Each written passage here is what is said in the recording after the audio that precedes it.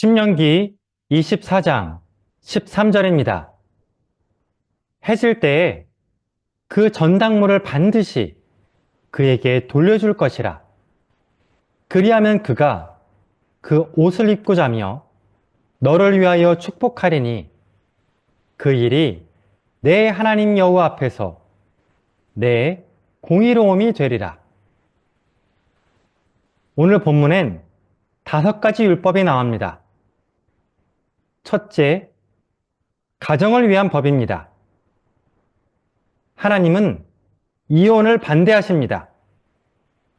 단, 배우자가 간음했을 때는 이혼이 가능합니다. 또 하나님은 신혼 부부를 위해 율법을 만들어 주셨습니다. 결혼한 남자는 1년 동안 휴직합니다. 육아휴직처럼 결혼휴직을 하는 겁니다. 이때는 전쟁이 나도 입대할 필요가 없고 먹고 살기 위해서 일할 필요도 없습니다. 남편이 할 일은 한가롭게 집에 있으면서 오직 아내를 위해 헌신하는 일입니다. 둘째, 사회적 약자를 궁지에 몰아넣지 말아야 합니다. 하나님은 채무자의 생기수단을 뺏지 말라고 했습니다. 사람이 맷돌이나 그 윗짝을 전당 잡지 말지니 이는 그 생명을 전당 잡음이니라. 만약 채무자의 옷을 저당 잡으면 어떤 일이 있어도 저녁에는 돌려줘야 합니다.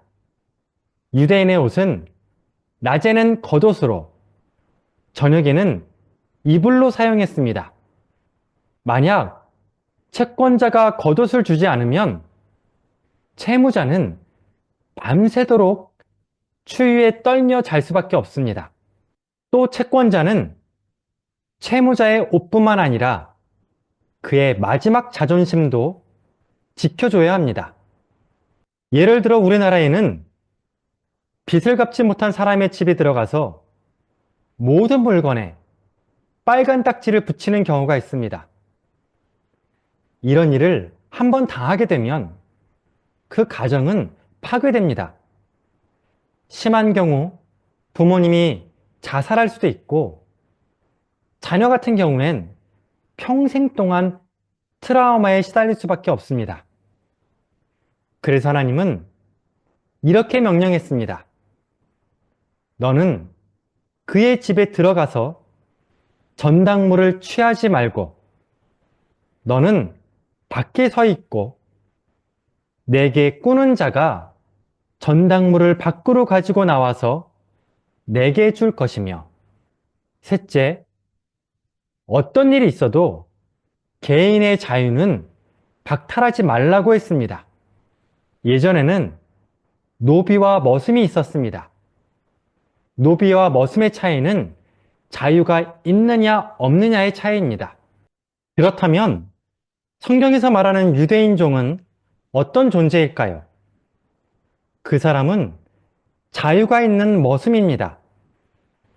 빚을 진 유대인은 자신의 빚을 다 갚을 때까지 다른 사람 집에서 노동력을 제공하는 사람인 겁니다. 만약 유대인을 사거나 파는 사람이 있으면 하나님은 그 사람을 죽이라고 했습니다.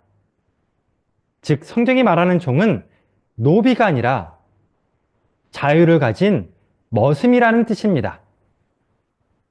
마지막으로 주는 자와 받는 자는 함께 따뜻한 사회를 만들어야 합니다. 우리 주변에 보면 절대로 손해보지 않는 사람들이 있습니다. 먹고 살만한데도 마음에 여유가 없는지 전혀 베풀 줄 모릅니다.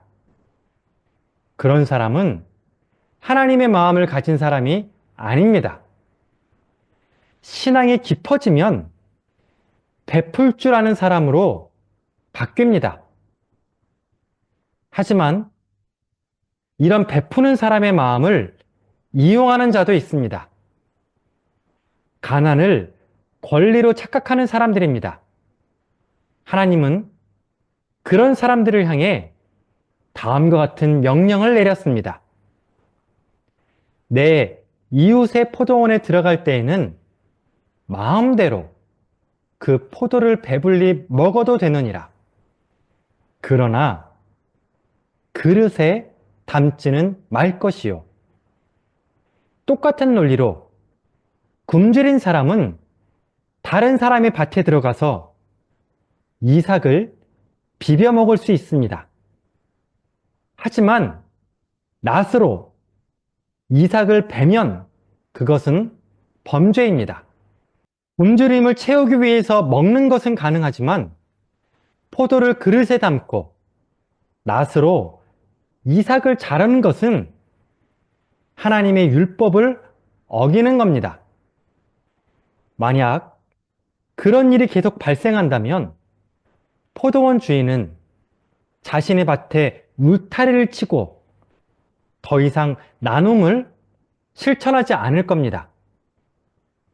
하나님의 뜻은 가진 자가 사회적 약자를 배려하는 일입니다. 동시에 사회적 약자는 다른 사람의 사유재산을 존중하고 훼손시키진 말아야 합니다. 기도하겠습니다. 하나님 아버지, 우리 유양의 성도들에게 베풀 줄 아는 여유로운 마음과 베풀 수 있는 물질을 허락해 주옵소서.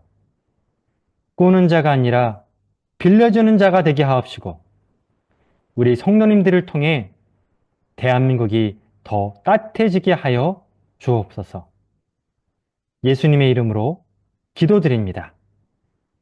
아멘.